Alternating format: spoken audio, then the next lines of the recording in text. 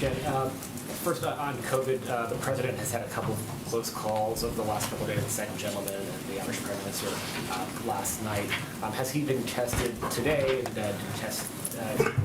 Was there a result of that testing coming out?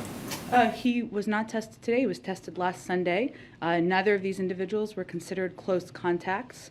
The doctors at the CDC determine what close contacts look like, and that a close contact is someone who was less than 6 feet away from an infected person for a cumulative total of 15 minutes or more over a 24-hour period. That is how they define it.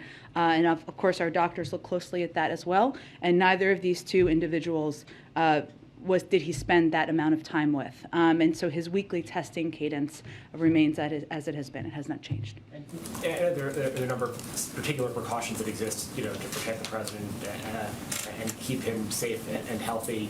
The testing cadence here is not like most people That's recognize. true. But this broader issue, though, of the president coming into maybe not CDC close contact, but having close exposure to some people even for a brief amount of time. Getting into that bubble around the president. This is something that people around the country are dealing with on a daily basis, but they don't have the same sort of precautions that are here.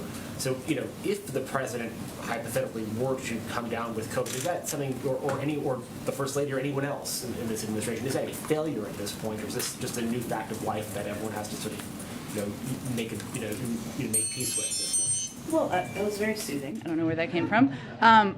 I would say our view is, while we've made a significant amount of progress across the country in fighting the pandemic, with more than 75% of adults fully vaccinated, according to the definition of the CDC, and obviously we've seen hospitalizations come down across the country, including in Washington, D.C.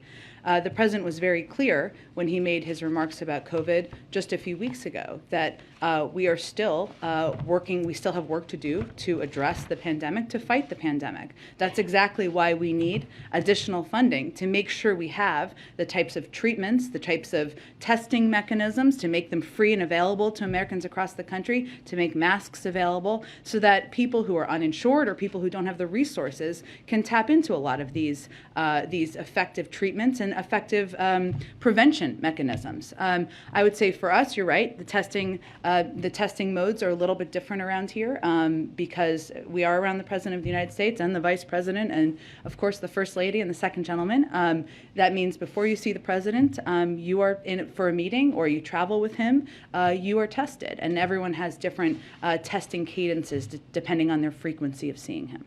And then,